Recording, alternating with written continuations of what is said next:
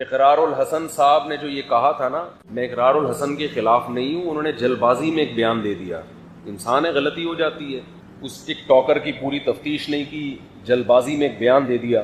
ہو جاتی ہے انسان سے غلطی، بعض دفعہ جلد بازی میں ایسے الفاظ کہہ دیتا ہے جو نہیں کہنے تھے. سمجھدار آدمی بھی کر لیتا ہے، کوئی مذاق اڑانا یا کسی کو رسوا کرنا مقصد نہیں ہے. لیکن یہ محترم سے جلد بازی میں بہت غلط جملہ زبان سے نکلا. یہ کہنا کہ میں شکر ادا کرتا ہوں میری کوئی بیٹی نہیں ہے، بہت غلط بات ہے. میں پھر بتا دوں، میرا مقصد اقرار الحسن کو غلط قرار دینا نہیں. ہم سے بھی ہو سکتی ہیں ایسی غلطیاں، کوئی بات انسان نہ چاہتے ہوئے زبان سے کہہ دیتا ہے. اسلام میں بیٹی کی پیدائش فخر کی چیز. رسول اللہ صلی اللہ علیہ وسلم نے ارشاد فرمایا کہ جس کی 3 بیٹیاں تھیں، کیا عجیب الفاظ ہیں، اس نے ان کی تربیت کی اور بروقت ان کا نکاح کر دیا.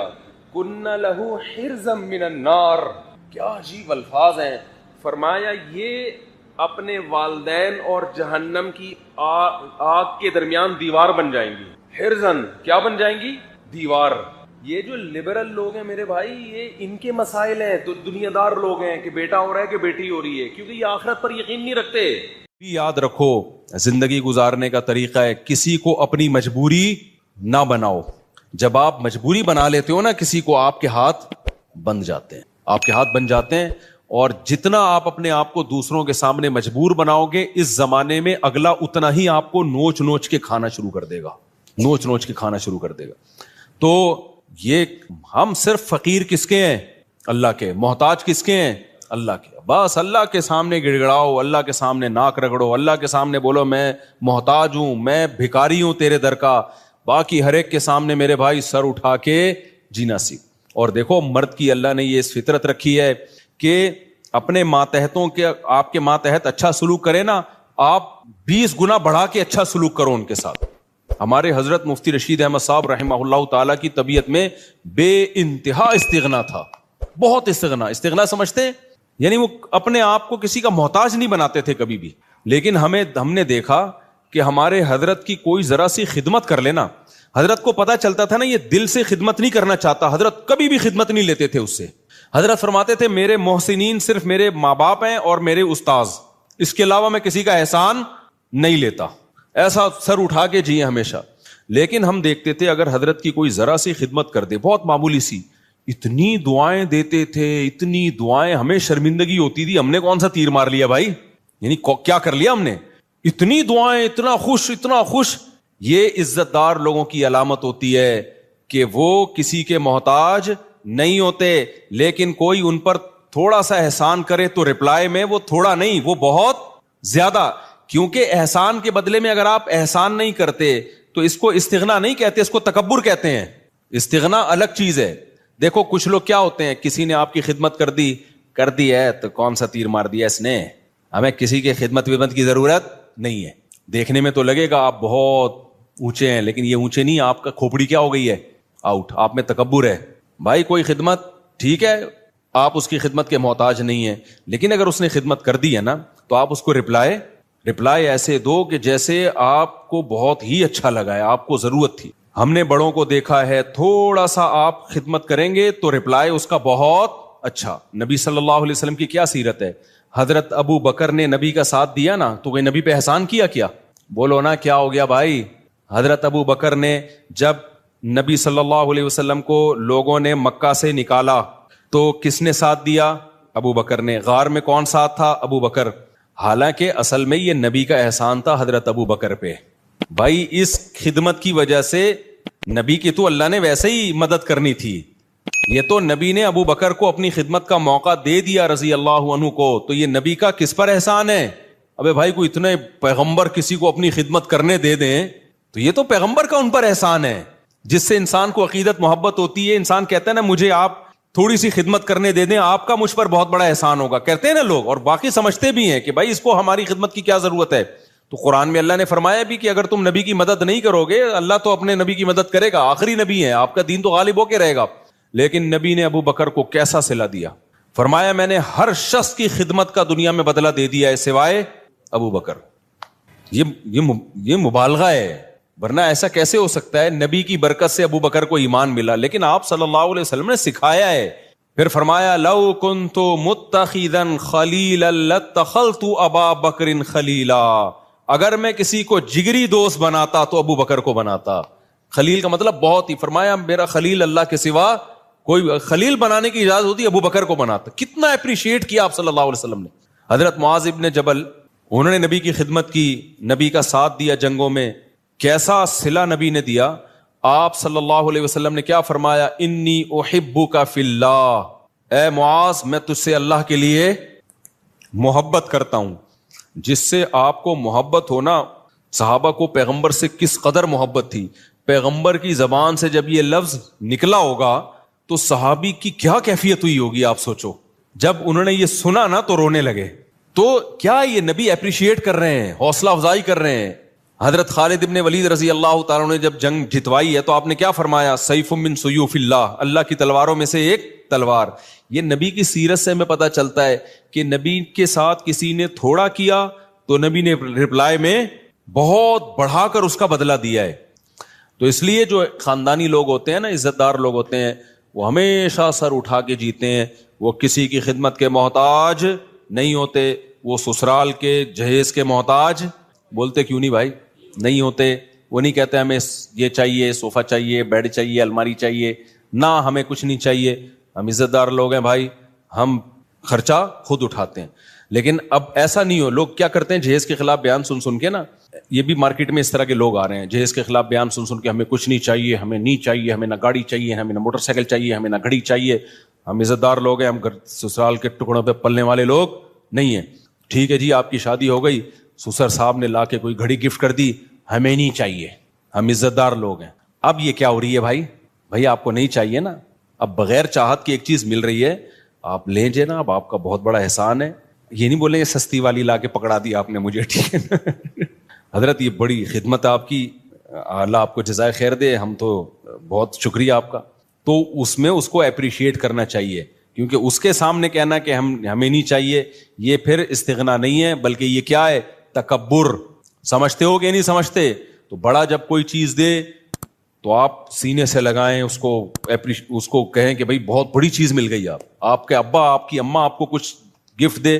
حضرت مولانا شرف علی تھانوی رحمہ اللہ تعالی کی زوجہ نے ان کے لیے بڑی محنت سے ایک اچکن بنائی. اچکن پتہ ہے کسے کہتے ہیں؟ پہلے زمانے میں ہوتی تھی اچکن ہی ہے نا، کچھ اور میری اتنی دیر میں تو لغت اور چینج ہو جائے گی میرے بھائی.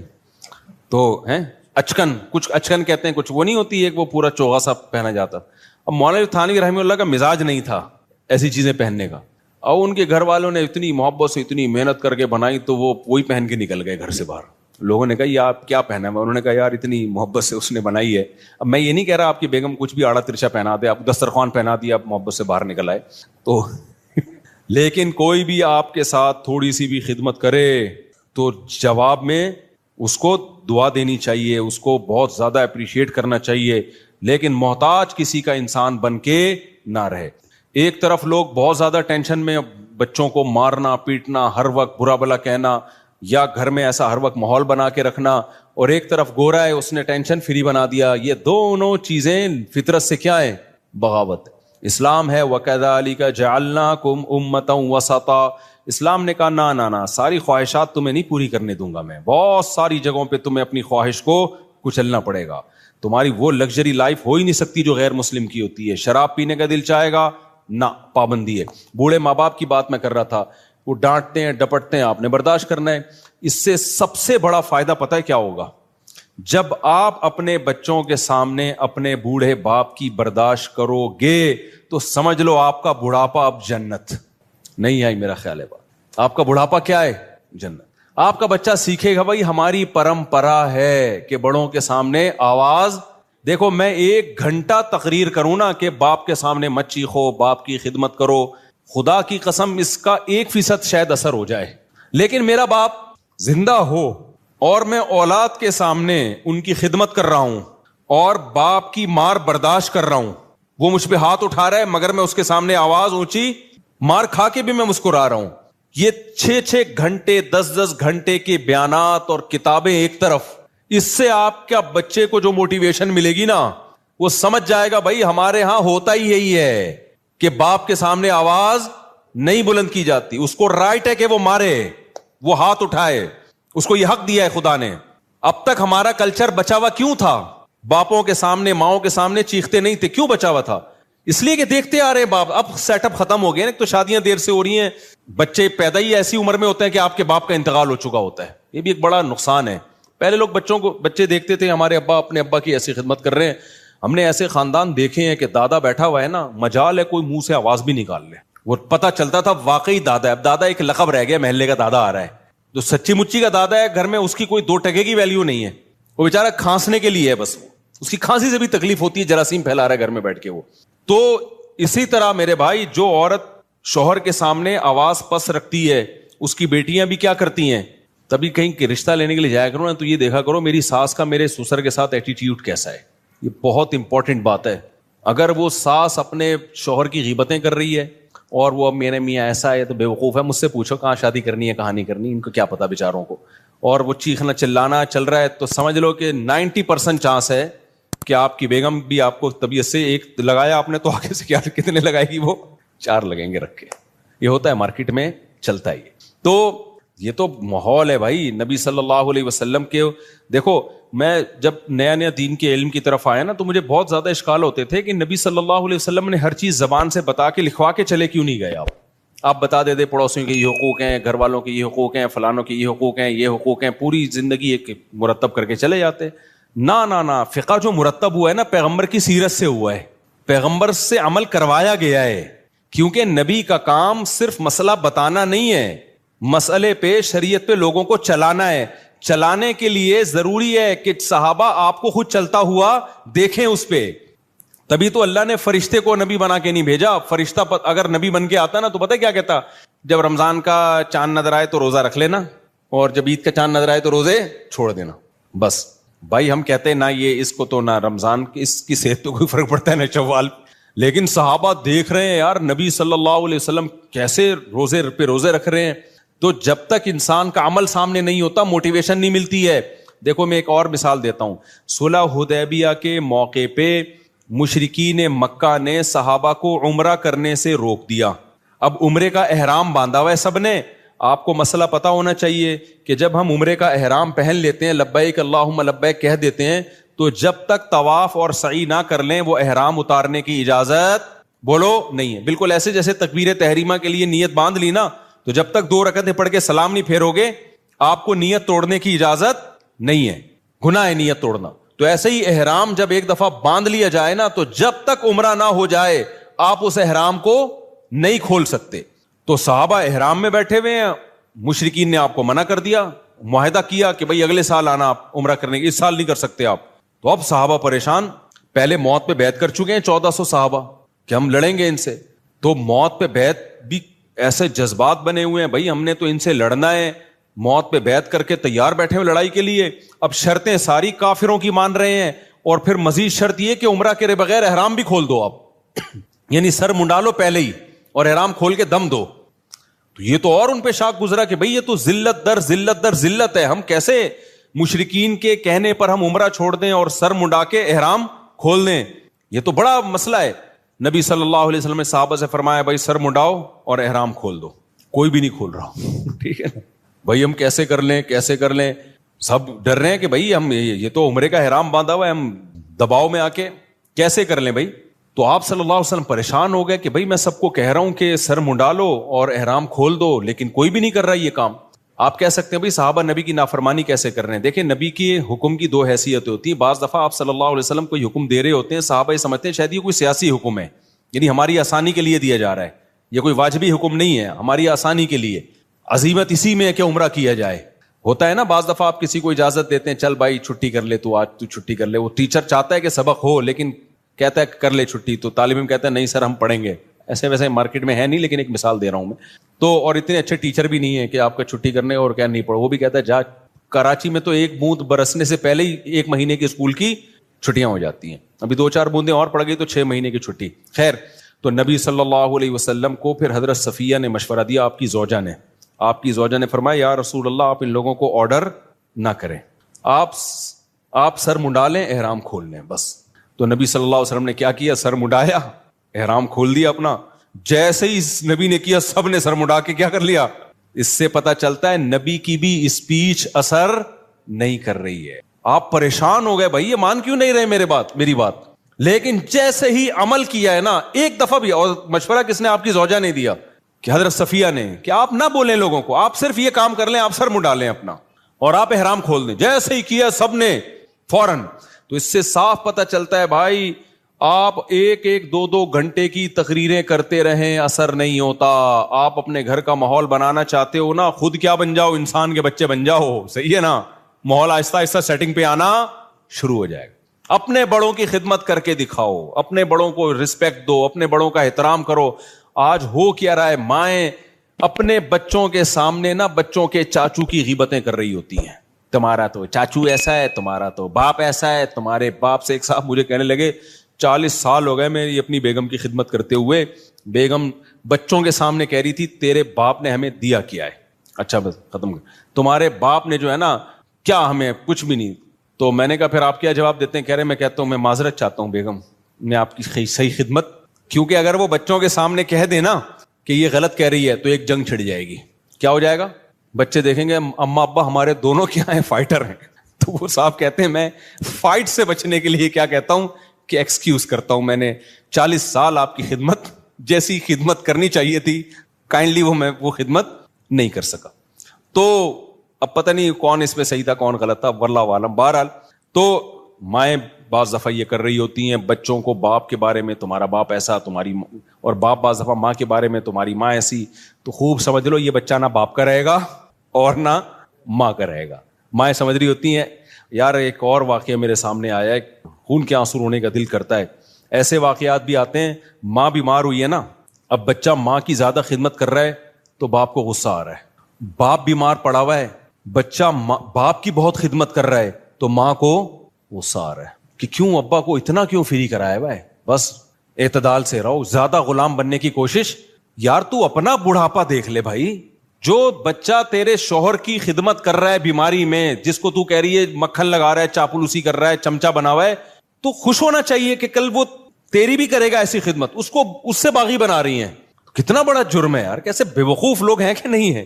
تو اس لیے صبر کا مطلب کیا ہے؟ اللہ نے جو کہا نا کہ صبر کرو, صبر, ان الانسان خلق ہلوعا, انسان جلد باز ہے, اس میں صبر نہیں ہے. تو یہ جو غیر مسلموں میں بے صبری پیدا ہوئی ہے نا, خودکشیاں, وجہ اس کی ہے کہ ان کی زندگی میں پابندیاں ختم. جب پابندیاں ختم تو یہ ان میں صبر کا مادہ ہی ختم ہو جاتا ہے. ذرا سی ٹینشن آئی, اور ٹینشن ان کی ریلیشن خراب والی ٹینشن ہوتی ہے. سب مادہ پرست بن گئے ہیں, ذرا سا پیسہ گیا تو سب کچھ گیا.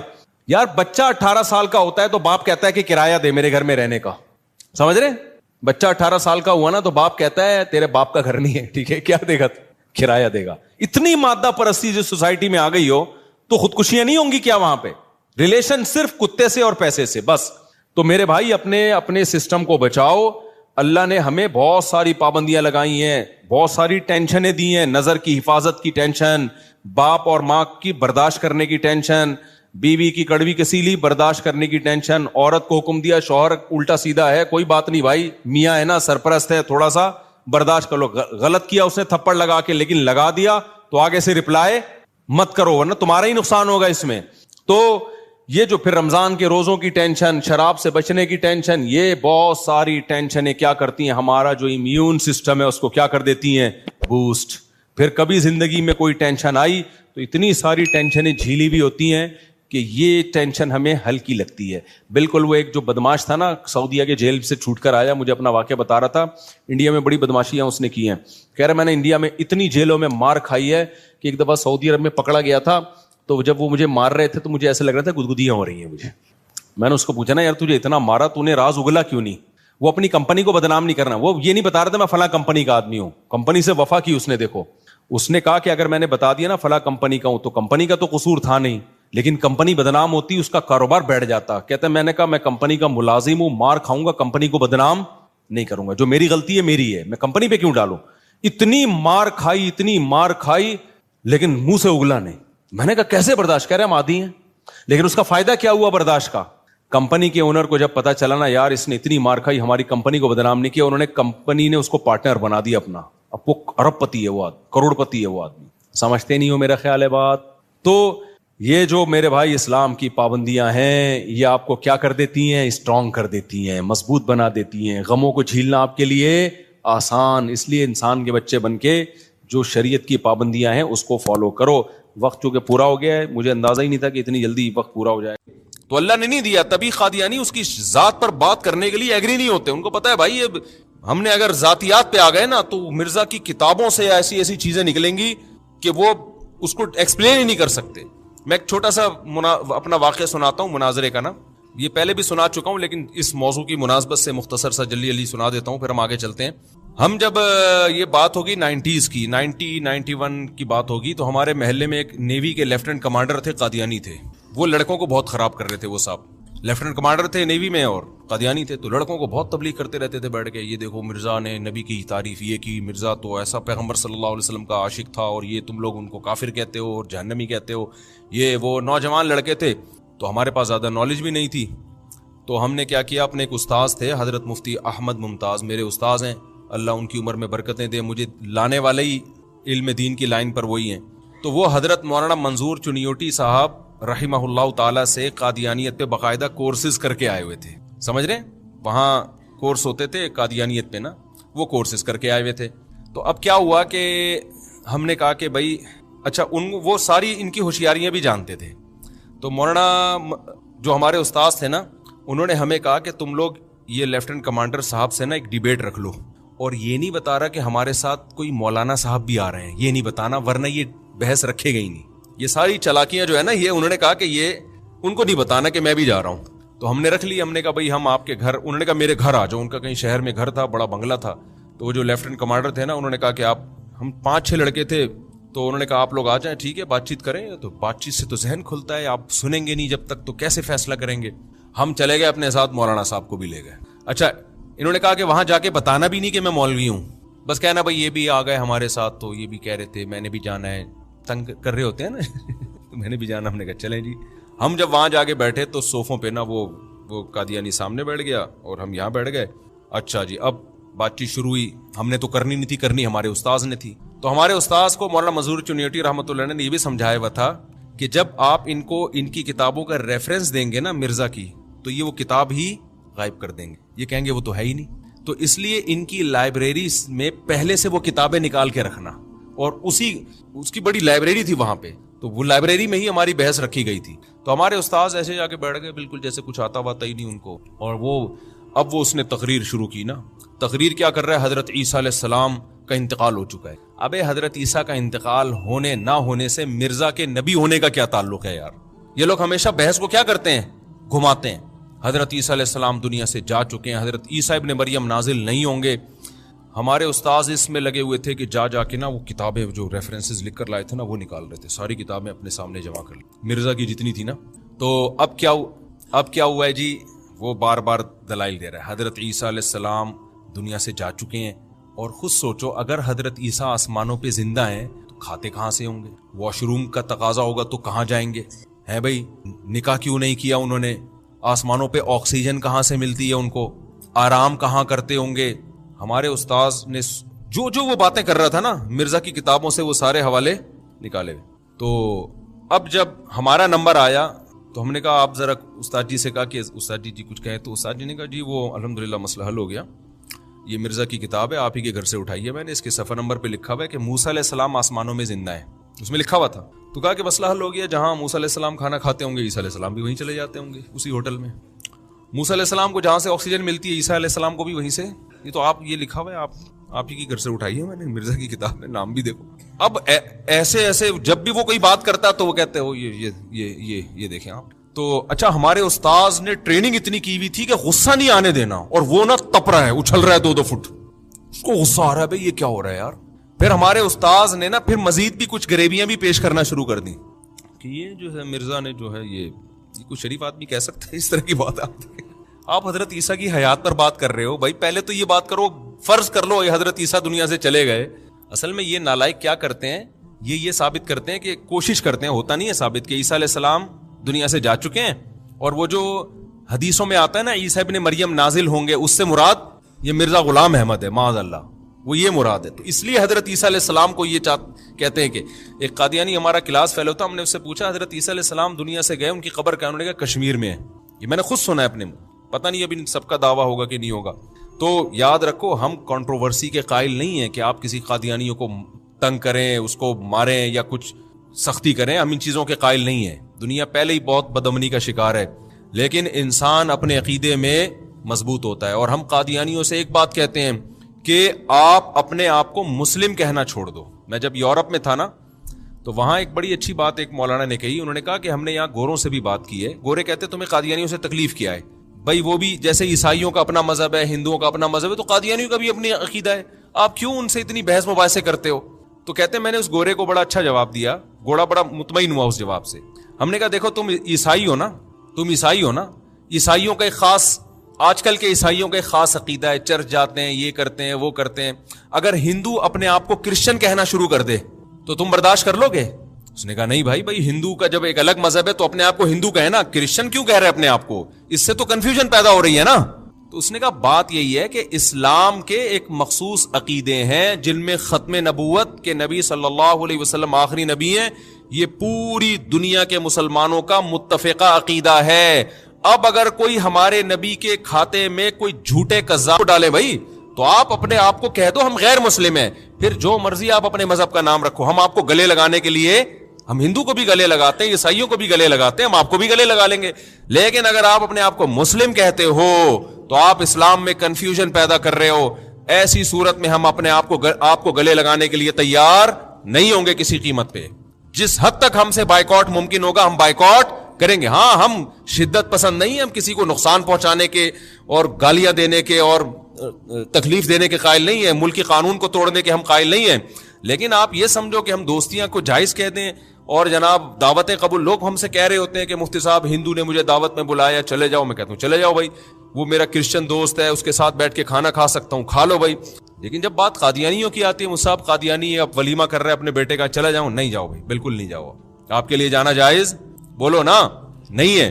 مفتی صاحب وہ قادیانی سے لین دین کرنا ہے بھائی, شدید مجبوری کے حکام الگ ہیں, لیکن نارملی آپ قادیانیوں سے لین دین بولو نہیں کر سکتے. ان سے دوستیاں, آپ کا کلاس فیلو ریزرو رہیں, آپ اس سے بڑھ چڑھ کے اس کو سلام کرنا, بڑھ چڑھ کے دوستیاں لگانا, ریزرو رہیں. ریزرو کا مطلب نہ دشمنی کریں اور نہ دشمنی سے مراد دشمنی والا معاملہ نہ کریں اس کے ساتھ کہ خام خواہ میں ٹارچر کر رہے ہیں, تکلیف دے رہے ہیں. اس سے تو کوئی فائدہ نہیں ہوتا, نقصان ہی ہوتا ہے ان چیزوں سے. لیکن گلے لگا لیں, ان سے دوستیاں لگا لیں, ان کی شادیوں میں, ان کے جنازوں میں شرکت, یہ نہیں ہو سکتا بھائی. یہ تو پھر غیرت کا معاملہ ہے. اللہ تعالیٰ پوچھے گا قیامت کے دن, نبی صلی اللہ علیہ وسلم پوچھیں گے کہ ایک جھوٹے قذاب دجال کو میرے کھاتے میں ڈالا گیا, میرا ذلی نبی, میرا نائب بنا دیا گیا, اور تم نے کیسے یہ جرم کو برداشت کر لیا. دیکھو اس کی میں ایک مثال دیتا ہوں. محلے میں ایک بندہ ہے, جھوٹا ہے, چرسی ہے, ہیروئنچی ہے, آپ اس کو بھی گلے لگاتے ہو, ہے کہ نہیں؟ بولتے ٹھیک ہے یار اتنے لوگ ہیں تو گناہگار ہے نا, تھوڑی محبت دوں گا صحیح ہو جائے گا. لیکن وہ اتنا اس نے آپ کو لفٹ کرانا شروع کر دی کہ محلے میں جب کوئی پوچھتا ہے تو کس کا بیٹا ہے, تو وہ آپ کا نام لیتے ہیں, میں اس کا بیٹا ہوں. اب آپ کو غصہ آئے گا, بھائی ہم لوگ خاندانی لوگ ہیں بھائی, ہمارے کوئی بچہ MBA کر رہا ہے, کوئی PhD کر رہا ہے, کوئی RM بن رہا ہے, کوئی پائلٹ بن رہا ہے, چرسی, ہیروئنچی, شرابی, تو ہمارے خاندان کی طرف منسوب کر رہا ہے. اس کے بعد آپ کے وہ ایٹیٹیوڈ ہوں گے جو پہلے تھے. لوگ کہیں گے نہیں محبت سے کسی کو قریب لے کر آؤ, محبت. آپ بولیں گے محبت گئی تیل لینے, میرا نسب کیوں خراب کر رہا ہے بھائی, تو جو بھی ہے, تو جس کا بیٹا ہے اس کا بیٹا کہلانا. ٹھیک ہے میں تیری زکات سے بھی مدد کروں گا, تجھے دعوت میں بھی بلاؤں گا. لوگ کوئی اچھے ہوتے ہیں, کوئی برے ہوتے ہیں, میرا نسب کیوں گندا کر رہا ہے بھائی. تو آپ میں غیرت ہوگی نا, تو غیرت ہی ختم ہو جائے, تو جو چرسی ہیروئنچی شناختی کارڈ میں آپ کا نام ڈال دے, آپ بولو گے براڈ مائنڈیڈ ہو. وہ تو پھر جو بھی ڈال دے چرسی ہیروئنچی, بولے یہ میرا ابا ہے, آپ کہیں گے کوئی بات نہیں, جس نے اور بھی مجھ کو باپ بنانا ہے آ جائے. نادرا میں بڑے لمبی چوڑی ہوتی ہے, جب میرے 15 بچے آ سکتے ہیں تو آپ کے نہیں آ سکتے اس میں. تو بڑا FRC میں بڑے گنجائش الحمدللہ نادرا والوں نے رکھی ہوئی ہے. تو اس لیے ہم محمد صلی اللہ علیہ وسلم سے محبت کا تقاضا ہے کہ جو جھوٹا آپ کی طرف منسوب ہوگا, ہم محمد صلی اللہ علیہ وسلم کی غیرت کبھی برداشت نہیں کرے گی کہ مسلمان اس کو گلے لگائیں, اس کے فالوورز کو. سید الانبیاء صلی اللہ علیہ وسلم کی شفاعت سے محرومی کا ذریعہ بنے گی یہ چیز. اس لیے میں یورپ میں رہنے والے لوگ مسلمانوں سے بھی کہتا ہوں, بھائی قادیانیوں سے دشمنی نہ کرو, نہ ان کو ستاؤ, نہ طنز کرو, نہ گالیاں دو, نہ برا بھلا کہو, لیکن ان سے دوستیاں بولو, مت لگاؤ, ان کو دعوتوں میں مت بلاؤ. اتنے براڈ مائنڈیڈ بنو جتنا قیامت کے دن افورڈ کر سکتے ہو, اس سے زیادہ نہیں. سمجھتے ہو گے نہیں سمجھتے؟ تو یہ آیت ہوئی وَلَوْ تَقَوَّلَ عَلَيْنَا بَعْضَ الْأَقَاوِيلِ لَأَخَذْنَا مِنْهُ بِالْيَمِينِ ثُمَّ لَقَطَعْنَا مِنْهُ الْوَتِينَ. اس کی میں تفسیر بیان کر رہا تھا. اب ہم آگے چلتے ہیں کہ خلاصہ اس کا یہی نکلا کہ کوئی بھی ایسا شخص ہو جس کا گیٹ اپ ایسا ہو کہ جس سے لوگ متاثر ہو سکتے ہوں, وہ اگر اللہ کی طرف جھوٹ باندھے گا تو اللہ اس کو پنپنے نہیں دیتا. تو مرزا غلام احمد قادیانی, اس کی جو شخصیت تھی نا, میں بار بار یہ بات کہتا ہوں, قادیانیوں سے آپ مرزا غلام احمد کی نبوت پہ تو بات ہی نہیں کرو, آپ کو پہلے اس کی شخصیت پہ مناظرہ ہوگا. ہم یہ ثابت کریں گے کہ وہ شریف آدمی نہیں تھا, آپ نے یہ ثابت کرنا ہے کہ وہ شریف آدمی تھا. اس پہ کبھی بھی قادیانی بحث کرنے کے لیے آمادہ نہیں ہوں گے, سمجھ رہے ہو؟ تو جب گیٹ اپ ہی پیغمبروں کے گیٹ اپ میں سب سے پہلے ایک چیز ہے, پیغمبر کا کوئی استاذ نہیں ہوتا, کیونکہ اس میں یہ تہمت ہو سکتی ہے, لوگ بدگمان ہو سکتے ہیں بھائی یہ جو اتنی چیزیں بتا رہے ہیں نا, ان کو کسی نے, جتنے بڑے بڑے فلاسفر پیدا ہوئے, اسکالر پیدا ہوئے, ٹیچر تھے نا ان کے پہلے سے کوئی, یا اچانک مریخ سے اٹھ کے آ گئے, وہ کیا ہو گیا بھائی جان, کیا ہو گیا بھائی؟ یہی ہوتا ہے نا, جتنے بڑے بڑے اسکالر سائنسدان پیدا ہوئے, کوئی نہ کوئی ٹیچر تھا. ہاں یہ ضرور ہے کچھ ٹیچر نے پڑھایا, کچھ ٹیچر سے آگے نکل گئے وہ اور مزید ترقی کی, لیکن ہر ایک اسکالر کا پہلے سے کوئی ٹیچر ہوتا ہے جس سے اس نے سیکھا ہوتا ہے. پیغمبروں کا کوئی ٹیچر نہیں ہوتا. اس پر امت کا اجماع ہے کہ پیغمبر نے الف لکھنا بھی کسی سے نہیں سیکھا ہوتا. کیوں؟ اس میں بہت بڑا الزام لگ سکتا ہے بھائی یہ انہوں نے ان سے سیکھا ہے. ایک تو اس میں عیب یہ ہے کہ پیغمبر کو پھر اپنے ٹیچر کا احترام کرنا پڑے گا. پیغمبر کسی کا احترام باپ ہونے کے لحاظ سے کرتے ہیں کہ یہ میرے والد ہیں, یہ میری ماں ہے, یہ میری بہن ہے, یہ میرا بھائی, اس اعتبار سے تو ہے. ٹیچر ہونے کے لحاظ سے پیغمبر سب کے ٹیچر ہوتے ہیں, وہ کبھی کسی کو عزت نہیں دے, جو ٹیچروں والی عزت ہے وہ نہیں دیتے, کیونکہ ان کا ٹیچر براہ راست کون ہوتا ہے؟ یعنی اللہ تعالیٰ ہے ان کا. تو آپ مرزا کی سیرت اٹھا کے دیکھو, ان کے تو ٹیچر بھی تھے, یونیورسٹی میں ملیں گی, کالج میں ملیں گے, وہ ساری حرکتیں بھی ملیں گے جو یونیورسٹی اور کالجز میں ہوتی ہیں, تو وہ سب کچھ ملے گا آپ کو. تو قادیانی ان چیزوں پہ بحث ہی نہیں کرتے. اور دوسری بات یہ کہ جب اللہ نے اپنے حبیب صلی اللہ علیہ وسلم کی زبان سے کہلوا دیا انا خاتم النبی لا نبی بعدی, دیکھو دلچسپ بات آپ کو میں بتاؤں کہ جب ہمارے نبی صلی اللہ علیہ وسلم نے نبوت کا دعویٰ کیا, یہودیوں میں میجورٹی نے کہا کہ آپ نبی نہیں ہیں, عیسائیوں میں میجورٹی نے کہا آپ نبی نہیں ہیں, چند لوگ ایمان لے آئے یہودیوں میں بھی عیسائیوں میں بھی, جن کی قرآن نے تعریف بھی کی, اور قرآن نے بار بار کہا کہ ان کی کتابوں پڑھو, اس میں لکھا ہوا ہے محمد صلی اللہ علیہ وسلم کے بارے میں, بار بار, ایک جگہ نہیں ہے یہ مضمون. یعرفونہ کما یعرفون ابناءہم, یہ یہودی اور عیسائی محمد صلی اللہ علیہ وسلم کو ایسے جانتے ہیں جیسے باپ اپنے بیٹے کو پہچانتا ہے. کبھی باپ کو کنفیوژن ہوگی؟ کبھی آپ نے دیکھا ابا, ایک شخص نے کہا کہ میرا بیٹا لے کر آؤ یار, آپ لے آئے, اب وہ سوچ رہا ہے کہ یار یہ بچہ بھی اسی شکل کا ہے, اس کی بھی دو ٹانگیں, اس کی بھی دو ٹانگیں, قد دونوں کا سیم ہے, کنفیوز ہو رہا ہوں کہ یار یہ میرا والا ہے, یہ والا میرا ہے, یہ والا میرا ہے. کبھی ہوتا ہے ایسے؟ انگریزوں میں ہوتا ہے, لیکن اس وقت انگریزوں میں بھی ایسا, اب انگریزوں میں ہوتا ہے کہ ایکچولی کنفرم نہیں ہے, ابھی بتاؤں گا سوچ, ضرورت کیا ہے بتانے کی, ہے بھی تو کیا کرے بھائی. تو وہ براڈ مائنڈیڈ, ترقی, سائنس, تبھی تو یہ چیزوں سے وہ نکلے, اور انہوں نے کیا کی, لوگ ہمارے یہ سمجھتے ہیں ان چیزوں سے نکلے اور انہوں نے کیا کی, ترقی. ہم ابھی تک ابا, چاچا, دادا, نانا, پھپھا, خالو میں لگے ہوئے, اس لیے ہم ترقی نہیں کر پا رہے. حالانکہ اس چیز کا ترقی سے کوئی تعلق نہیں ہے. ہمارا لبرل طبقہ ہر تنزل کو مذہب کے کھاتے میں ڈال دیتا ہے. مفتی تقی صاحب, حضرت مفتی تقی عثمانی صاحب سفر کر رہے تھے نا جہاز میں, تو ایک صاحب الٹے ہاتھ سے کھا رہے تھے, حضرت نے فرمایا سیدھے ہاتھ سے کھائیں. انہوں نے کہا یہ ایک تو مولویوں نے یہ الٹے سیدھے کے چکر میں ڈال کے نا مسلمانوں کو ترقی سے روکا ہوا ہے.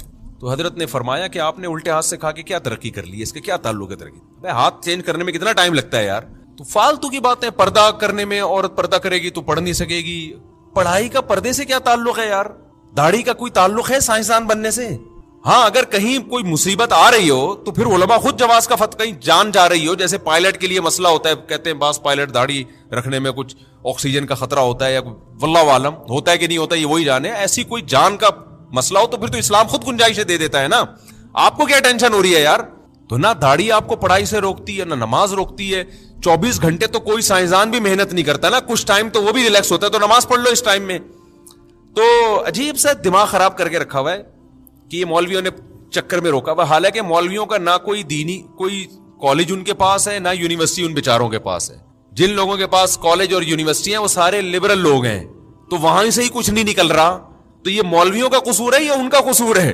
مولویوں کے پاس مدرسے ہیں, وہاں ہر سال دھڑا دھڑ علماء فارغ ہو کے نکلتے ہیں, اور لبرل لوگوں کے پاس یونیورسٹی ہے, وہاں سے کیا نکل رہا ہے اس پہ رپورٹ پیش کرنے کی ضرورت نہیں ہے. اور جو اچھا بن کے نکل رہا ہے وہ اپنی ذمہ داری پہ نکل رہا ہے, وہ اس نظام تعلیم کا اثر نہیں ہے, وہ اس کی اپنی قابلیت ہے.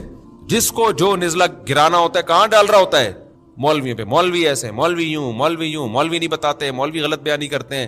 تو خیر کیا بات چل رہی تھی, جلدی سے پھر اپنے بات جو چلی تھی جلدی سے ختم کریں. اس کو کیا چل رہا ہے, فساد بلاغت تو ختم ہو گیا نا, وہ تو میں نے ولو تقول علینا بعض الاقاویل. ہاں میں مرزا کی بات کر رہا تھا. تو پہلی بات تو یہ ہے کہ گیٹ اپ ہی پیغمبروں والا نہیں ہے. شرافت تو ثابت کرو بھائی, پیغمبروں کے لیے سب سے پہلے شریف ہونا چاہیے. نمبر 2, پیغمبر کا کوئی ٹیچر نہیں ہوتا, مرزا کے تو بہت سارے اساتذہ گزرے ہیں. اور تیسری بات, بخاری کی حدیث, رسول اللہ صلی اللہ علیہ وسلم نے فرمایا کوئی پیغمبر دنیا میں ایسے نہیں آئے جنہوں نے بکریاں نہ چرائی ہوں. مرزا غلام احمد نے بکریاں بولو نہیں چرائی. صحابی نے پوچھا یا رسول اللہ پھر آپ نے فرمایا ہاں میں نے بھی بچپن میں بکریاں چرائی. تو کوئی پیغمبر ایسا نہیں. یہ جو بکریاں چرانے کی بات ہے نا, اس میں ایک سبق ہے بڑا زبردست. موضوع سے ہٹ رہا ہوں.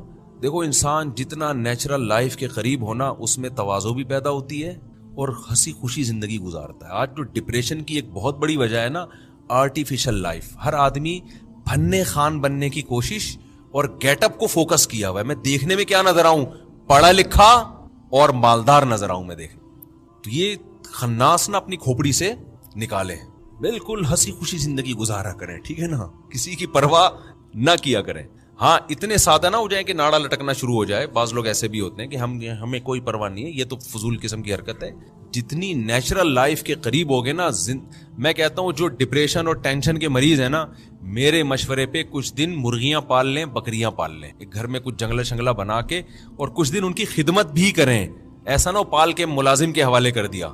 تھوڑا سا ان میں دل بہلائے, مزہ نہ آئے. جتنے پیسے میں نے لیے ہیں واپس لیے نہیں الحمدللہ, 1 روپیہ بھی, سمجھانے کے لیے کہہ رہا ہوں, مزہ نہ آئے پیسے واپس.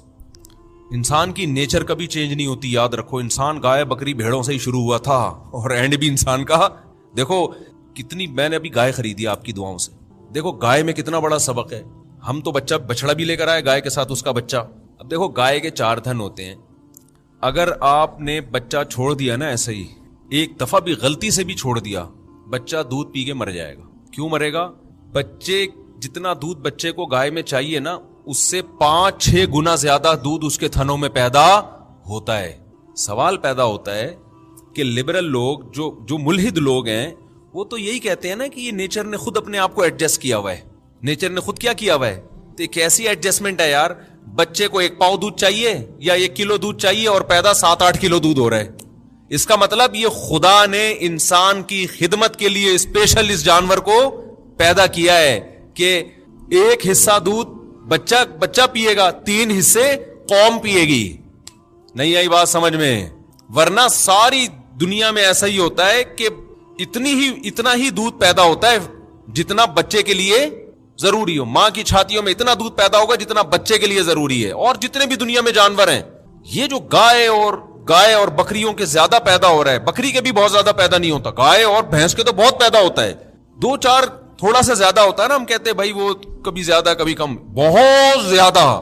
اتنا کہ ایک دفعہ بچے کی رسی, انہوں نے مجھے بار بار بتایا کہ بچے کو دور باندھنا ہے گائے سے, اگر غلطی سے 1 دن بھی رسی کھلی رہ گئی تو صبح بچہ مرا ہوا ملے گا آپ کو, یا موشن لگے ہوئے ہوں گے, مر جائے گا. اور ہم نے دیکھا, ہمارے ایک ریلیٹو پنجاب میں تھے, وہ بھینس کا بچہ رات کو کھل گیا, صبح کو لیٹا ہوا ہے, وہ اتنا دودھ پیا, وہ تو پیتا ہی جا رہا ہے, اور پھر وہ مرنے لگا. پھر اس کو ذبح کیا جلدی انہوں نے. یہ خود اس بات کی علامت ہے جو قرآن کہہ رہا ہے وَإِنَّ لَكُمْ فِي الْأَنْعَامِ لَعِبْرَةً, ان چوپایوں میں تمہارے لیے عبرت کا سامان ہے. نسقیکم, ہم تمہیں دودھ پلاتے ہیں, مما فی بطونہا, جو اس کے پیٹ میں دودھ تیار ہوتا ہے ہم تمہیں پلاتے ہیں. کیا مطلب؟ اگر یہ فطرت نے خود بخود اس کو کر لیا ہوتا نا ایڈجسٹ, تو فطرت اتنا ہی دودھ پیدا کرتی جتنا اس بچے کے لیے ضروری ہے. تبھی قرآن کہتا ہے یہ ہم نے اس میں ایسے سافٹ ویئر ڈالے ہیں کہ ہمیں پتا ہے کہ انسان کی خوراک میں گوشت بھی ہے, انسان ایک واحد مخلوق ہے جو سبزی بھی کھاتا ہے, اور انسان واحد مخلوق ہے جو دودھ بھی پیتا ہے, پھر دودھ سے گھی بھی نکالتا ہے, پھر مکھن بھی نکالتا ہے, 20 قسم کے اس کے ناشتے میں چیزیں ہوتی ہیں. تو اس کے لیے اگر اتنا تھوڑا دودھ پیدا کروں کہ گائے کے بچے کے لیے کافی ہو جائے, تو پھر انسان کو وافر مقدار میں دودھ نہیں ملے گا. لہذا نسقیکم, یہ جو قرآن کی بلاغت ہے, ہم پلاتے ہیں, اور ایسا زبردستی پلاتے ہیں کہ آپ سخاوت میں بچے کو نہیں. بعض لوگ کہتے ہیں نہیں ہم جتنی پیئیں گے بچے کو ہی سارا پلائیں گے. اللہ کہتے ہیں ایسی سخاوت تم کر نہیں سکتے, کرو گے تو مر جائے گا, اس لیے جائز ہی نہیں ہے تمہارے لیے ایسی سخاوت. تو 100% یہ چوپائے اللہ نے کس کے لیے پیدا کیے؟ انسانوں کے لیے پیدا کیے ہیں. سمجھتا ہے کہ نہیں سمجھتا ہے؟ تو آپ میری مشورے پہ کبھی کچھ پال کے دیکھ لیں, تھوڑے دن تک اس کی خدمت خود کریں. آپ مزہ نہ آئے پیسے واپس, اور حلال جانور پالیں, کتے نے پالنا شروع کر دیں. تو خیر ہم اپنے اصل موضوع کی طرف آتے ہیں. تو مرزا غلام احمد نے بکریاں بھی کبھی نہیں چرا. اصل میں لوگ پتہ کیوں وہ تھوڑا سا بکریوں میں جائیں گے, دودھ نکالیں گے, گائے وائے, لوگ کیا بولیں گے, یار ہم تو پڑھا لکھا آدمی سمجھتے تھے, یار تم کیا نکلے ہیں. ہے تو صبر آزما کام, مزیدار بہت ہے. میں نہیں کہہ رہا سارا خود کریں, کوئی اگر اللہ نے وسائل دیے تو ملازم رکھیں, لیکن خبر گیری کرتے رہیں, دودھ نکالا کریں, پیا کریں, مزہ نہ آئے. تازہ دودھ ایک دفعہ میرے مشورے پہ پی کے دیکھیں. میں نے ایک بیان کیا تھا کہ دودھ بوائل کیے بغیر تازہ پیا کریں. نیچے لوگوں نے بہت اوٹ پٹانگ باتیں لکھی ہوئی تھی, شارٹ کلپ میں نا کم وقت لوگ چلا دیتے ہیں, پوری بات لاتے نہیں ہیں. وہ جو جرمز دودھ میں پیدا ہوتے ہیں نا, لوگ کہہ رہے ہیں اس کو دیکھو کیا باتیں کر رہا ہے, کچا دودھ پلا رہا ہے اور بیکٹیریا والا بوائل کیے بغیر. او بھائی یہ گواہ